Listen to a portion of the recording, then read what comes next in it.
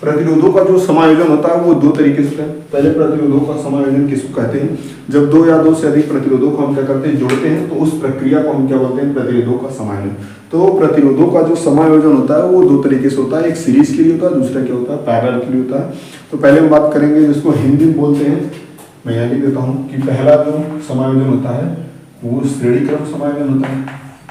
पहला जो होता है वो श्रेणी क्रम समायोजन होता है, और दूसरा जो होता है वो होता है समांतर क्रम समायोजन।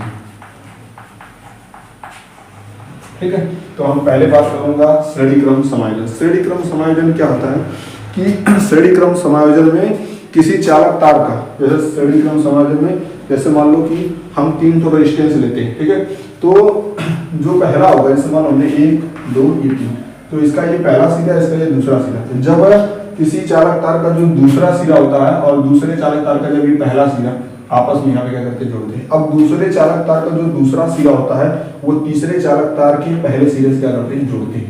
उसी प्रकार का जब जो क्रम प्राप्त होता है उसी को हम क्या बोलते हैं, श्रेणी क्रम समायोजन बोलते हैं।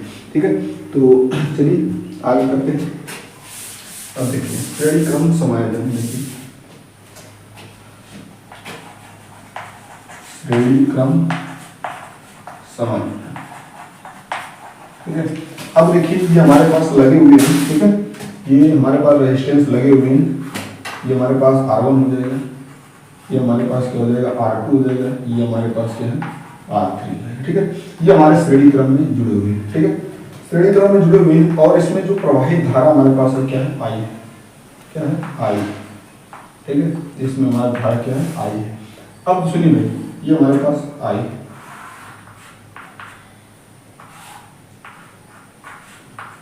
और ये वोल्टेज। ठीक है, चलना का अब हम क्या करते हैं, अब यह सुनिए भाई, श्रेणी क्रम समायोजन में जो धारा होती है वो हमारा नियम वो एक समान क्या करती है, लेकिन वोल्टेज क्या होती है, बदलती रहती है। यानी यहाँ पर वोल्टेज V1 हो जाएगा, यहाँ पर वोल्टेज क्या हो जाएगा, V2 हो जाएगा, यहाँ पर वोल्टेज क्या हो जाएगा, V3 हो जाएगा। ठीक है, तो अब हम क्या करते हैं इसको, तो सबसे पहले हम क्या निकालेंगे, प्रतिरोध R1 के लिए है, प्रतिरोध R1 के लिए विभव ज्ञात करेंगे। क्या ज्ञात करेंगे, विभव। तो भाई विभव ज्ञात करेंगे, आप लोग ओम के नियम के अनुसार जानते हैं कि V बराबर क्या होता है, IR होता है। V बराबर क्या होता है, IR होता है। तो उस हिसाब से इस पूरे इस डायग्राम में आपको बहने वाली धारा क्या, I है। तो अगर हम पहले R1 के लिए अगर निकालेंगे तो हम यहाँ पर लिख सकते हैं, यहाँ पर इतने के लिए मैं बात करूँगा, इतने के लिए, तो यहाँ पर जो विभव हमारे पास क्या V1 है, तो यहाँ पे क्या हो जाएगा, V1 बराबर क्या हो जाएगा, I क्या हो जाएगा, R1। इसको हम समीकरण नंबर का मानेंगे 1। उसी प्रकार दूसरे के लिए निकालूंगा, तो दूसरे के लिए अगर प्रतिरोध R2 के लिए अगर निकालूंगा, R2 के लिए, तो अगर मैं R2 के लिए अगर निकालूं, तो अब भाई धारा मैंने बताया था कि श्रेणी क्रम समायोजन में धारा जो की वो एक समान रहती है। तो I बराबर हमारे पास यहाँ पर हो जाएगा। इसके लिए अगर मैं विभव निकालूं तो यहाँ लिख सकता हूँ V2 मैं लिख सकता हूँ I R2 लिख सकता हूँ। इसको समीकरण नंबर आप क्या मानिए, तो उसी प्रकार प्रतिरोध R3 के लिए अगर विभव निकालेंगे तो V3 बराबर अगर लिखेंगे तो I R3, इसको समीकरण नंबर आप 3 करिए।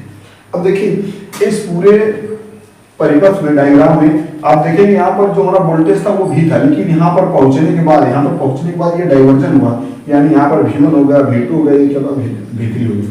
तो अगर मैं मान लेता हूँ कि माना परिपथ का संपूर्ण विभव अगर मान लो क्या V है, तो जो V होगा वो V1 प्लस V2 प्लस क्या हो जाएगा, V3 के बराबर होगा कि नहीं। इसको मैं समीकरण नंबर क्या मानता हूँ, 4। यहाँ लिखेंगे समीकरण 4 में फर्स्ट, सेकेंड और थर्ड का मान रखने पर ठीक है। अगर आप रखते हैं तो V बराबर हो जाएगा, हमारे पास हो जाएगा I R1 प्लस क्या हो जाएगा, I R2 प्लस क्या हो जाएगा, I R3। देखो भाई, यहाँ से V1 का मान यहाँ रख देगा, यहाँ V2 का मान यहाँ से उठा के यहाँ रख यहाँ। अब अगर आप देखेंगे ध्यान से तो I हमारे पास क्या है, कॉमन है, तो यहाँ पर लिख देंगे R1 प्लस क्या रहेगा, R2 प्लस क्या रहेगा, R3। ठीक है, अब ध्यान दीजिए, यहाँ से अब हम लिख देंगे ओम के नियम के अनुसार। ठीक है, ओम के नियमानुसार। तो अगर ओम के नियम के अनुसार अगर आप लिखेंगे ओम के नियमानुसार, ठीक है, ओम के नियमानुसार अगर आप लिखेंगे, यहाँ पर आया है V बराबर आया है, V बराबर क्या होता है, IR होता है। तो अगर उस हिसाब से अगर यहाँ रखेंगे तो यहाँ हमारे पास क्या हो जाएगा, IR हो जाएगा बराबर, यहाँ पे I कॉमन लिए ही है, यहाँ हो जाएगा R1 प्लस क्या हो जाएगा, R2 प्लस क्या हो जाएगा, R3। I सही कट जाएगा और R बराबर आ जाएगा R1 प्लस R2 प्लस क्या है, R3। तो ये हमारे पास फार्मूला निकल कर गया कि अगर कोई प्रतिरोध अगर श्रेणी क्रम में जो है तो उसको हम डायरेक्टली क्या करेंगे, जोड़ देंगे, तो हमको परिणामी प्रतिरोध प्राप्त हो जाएगा। जैसे मान लो हमने यहाँ पे क्या कर दिया, एक बिंदु ले लिया, ए ले लिया, यहाँ पर रख दिया, यहाँ पर ऐसे, ऐसे, यहाँ पर भी, यहाँ पर मैं एक ओम का प्रतिरोध, यहाँ पर 2 का, यहाँ पर 3 का रख दिया। मैं आपसे पूछूं कि ए और बी के बीच का संपूर्ण प्रतिरोध क्या हो जाएगा, तो आप लिखेंगे R बराबर क्या लिखेंगे, 1 में 2 में 3, 3 में 3 यानी 6 ओम हो जाएगा। यानी ए और बी के बीच का संपूर्ण प्रतिरोध कितना हो जाएगा, 6 ओम हो जाएगा। ठीक है, तो ये उसका फार्मूला था कि कैसे ये आता है, ये इतना है। अब मैं बात करता हूँ श्रेणी क्रम समायोजन में, मैंने सारी चीज बता दिया। अब दूसरा जो इसका प्रोसेस है जिसको हम बोलते हैं समांतर क्रम समायोजन, मैं उसको बताने जा रहा हूँ। ठीक है, चलिए देखते हैं नेक्स्ट टॉपिक में।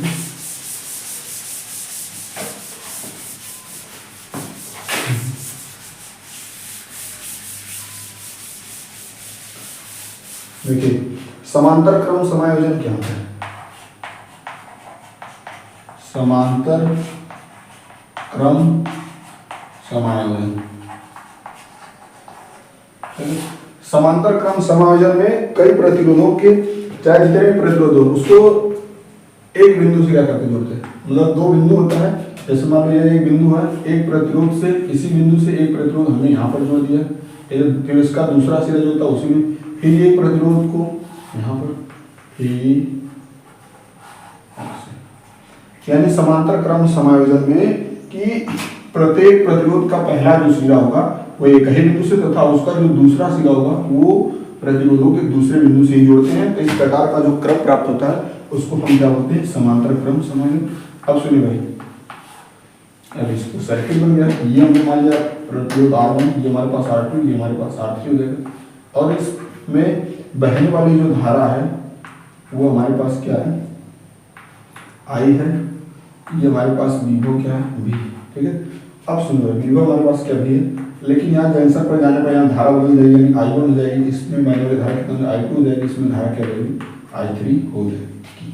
ठीक है, तो हम चलिए काम करते हैं। ठीक है, तो काम करेंगे तो यहाँ पर पहले के लिए हम क्या निकालेंगे, धारा निकालेंगे। ठीक है, तो पहले हम यहाँ लिख लेते हैं कि पहले प्रतिरोध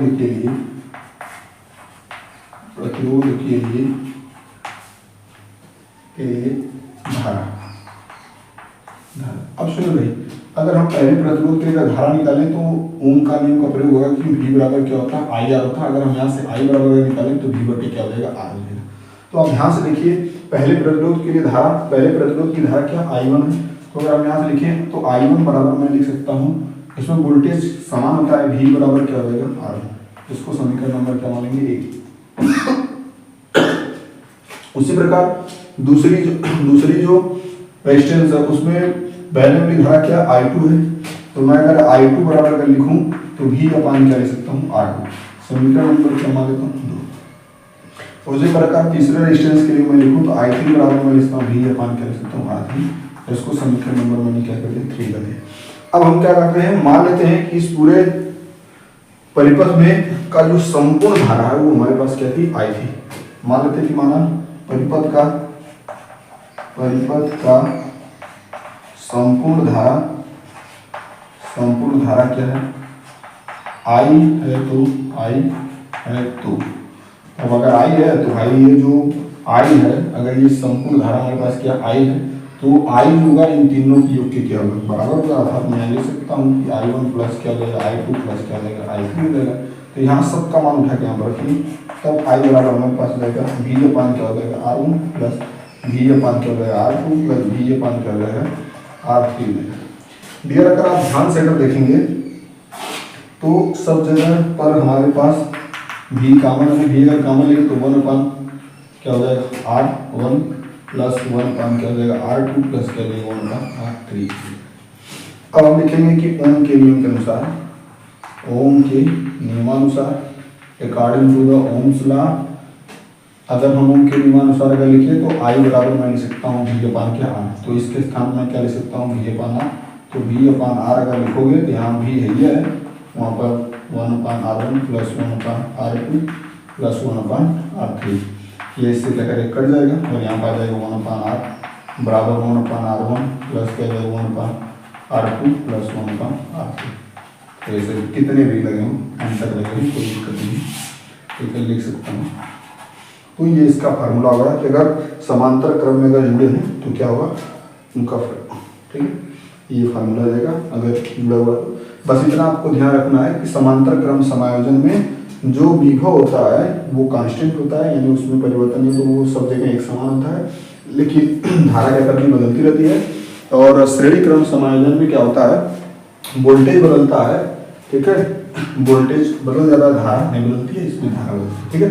तो चलिए नेक्स्ट टॉपिक कल मिलते हैं।